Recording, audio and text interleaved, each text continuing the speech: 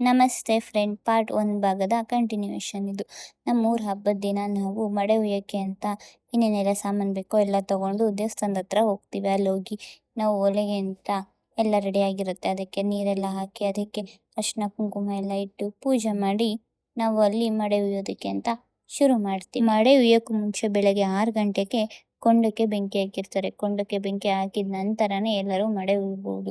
ಹಾಗೆಯೇ ಮಡೆ ಹುಯ್ಬೇಕಾದ್ರೆ ಕೆಲವರು ಖಾರ ಕಿಚಡಿ ಮಾಡ್ತಾರೆ, ಇನ್ನು ಕೆಲವರು ಸಿಹಿ ಪೊಂಗಲ್ ಕೂಡ ಮಾಡ್ತಾರೆ, ಕೆಲವರು ಎರಡನ್ನೂ ಕೂಡ ಮಾಡ್ತಾರೆ. ಅವರು ಈ ಮೊದಲಿಂದ ಹೀಗೆ ನಡೆಸ್ಕೊಂಡು ಬಂದಿರ್ತಾರೋ ಪದ್ಧತಿ ಅದ್ರ ಪ್ರಕಾರ ಮಡೆಯನ್ನ ಮಾಡ್ತಾರೆ.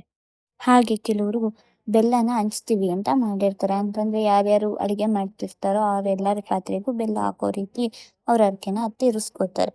ನಾವೀಗ ಖಾರ ಕಿಚಡಿ ಮಾಡ್ತಿದ್ದೀವಿ. ನಮ್ಮ ಮನೆ ಪದ್ಧತಿ ಪ್ರಕಾರ ನಾವು ಪ್ರತಿ ವರ್ಷ ಖಾರ ಕಿಚಡಿ ಮಾಡೋದೇ ನಮ್ಮ ಪದ್ಧತಿ. ಬೇಕಾಗಿರುವಂಥ ಎಲ್ಲ ಸಾಮಾನು ನಿನ್ನೆ ರಾತ್ರಿ ನಾವೆಲ್ಲ ರೆಡಿ ಮಾಡಿ ಇಟ್ಕೊಂಡಿದ್ವಿ. ಯಾಕೆಂದರೆ ಅಲ್ಲಿ ಹೋದರೆ ಯಾವ ಸಾಮಾನು ಸಿಗಲ್ಲ, ಮತ್ತು ವಾಪಸ್ ಮನೆ ಬರೋ ಕಾರಣ ನಾನು ರೆಡಿ ಮಾಡಿಕೊಂಡು ಹೋಗಿದ್ವಿ. ಅದರಿಂದ ಅಡುಗೆನ ಶುರು ಮಾಡಿದ್ವಿ. ಆಗ ತಾನೇ ಹೆಸರುಬೇಳೆ ಎಲ್ಲ ಹಾಕಿ ತುಪ್ಪ ಹಾಕಿ ಚೆನ್ನಾಗಿ ಹುರಿತಾ ಇದ್ವಿ. ಚೆನ್ನಾಗಿ ಘಮ್ ಅಂತ ಬಂದರೆ ಅಡುಗೆ ಕೂಡ ಚೆನ್ನಾಗಿರುತ್ತೆ ಅಂತ. ಅಡುಗೆ ಏನೋ ಮಾಡ್ಬೋದು, ಬಟ್ ಆ ಒಲೆ ಉರಿಸಿ ಆ ಹೊಗೆ ತಗೊಳ್ಳೋ ಅಷ್ಟೊತ್ತಲ್ಲಿ ಸಾಕಾಗ್ಬಿಡುತ್ತೆ. ಒಲೆ ಇನ್ನೇನು ಹತ್ಕೊಂತು ಅಂದ್ಕೊಂಡ್ರೆ ಅಡುಗೆ ಶುರು ಮಾಡಿರ್ತೀವಿ, ಆಗಲೇ ಹೊಗೆ ಬರ್ತಾ ಇರುತ್ತೆ. ನಾವು ಒಬ್ಬರೇ ಅಲ್ಲ ನೋಡಿ ಎಷ್ಟು ಜನ ಅಡುಗೆ ಮಾಡ್ತಿದ್ದಾರೆ, ಹೇಗೆಲ್ಲ ಹೊಗೆ ಬರ್ತಿದೆ ಅಂತ. ಹೆಸರು ಬೇಳೆ ಎಲ್ಲ ಹುರಿದಾಗಿತ್ತು. ಅದಕ್ಕೆ ನೀರನ್ನೆಲ್ಲ ಸೇರಿಸಿ ಕುದಿ ಬರೋದಕ್ಕೆ ಬೇಗ ಬೇಗ ಸೌದೆ ಎಲ್ಲ ಹಾಕಿ ಉರಿಸ್ತಾ ಇದ್ನಿ. ಜಾಸ್ತಿ ಉರಿ ಬರಲಿ ಅಂತ, ಬಟ್ ಹೊಗೆನೇ ಬರ್ತಿತ್ತು.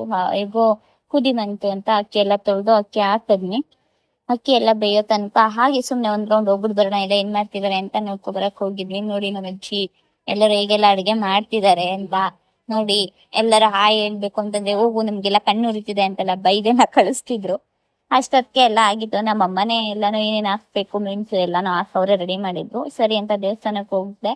ಅಲ್ಲೇ ಈಗ ದೇವ್ರಿಗೆ ಆಗ್ತಾನೆ ಮಂಗಳಾರತಿ ಆಗ್ತಿತ್ತು. ಮಂಗಳಾರತಿ ಎಲ್ಲ ತಗೊಂಡು ದೇವ್ರನ್ನ ಹಾಗೆ ನಮ್ಗೆ ಕೆಲವೊಂದು ಬೇಡಿಕೆ ಇತ್ತು, ಎಲ್ಲ ಬೇಡ್ಕೊಂಡು ಬರೋಣ ಅಂತ ಹೋಗಿದ್ವಿ.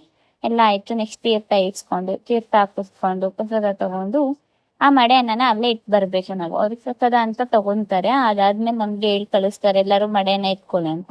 ಆ ನಂತರನೇ ನಾವು ಎತ್ಕೊಂಡು ಆ ಪ್ರಸಾದನ ಎಲ್ಲರೂ ತಿಂಡಿ ಮಾಡ್ಬೇಕು ಅಂತ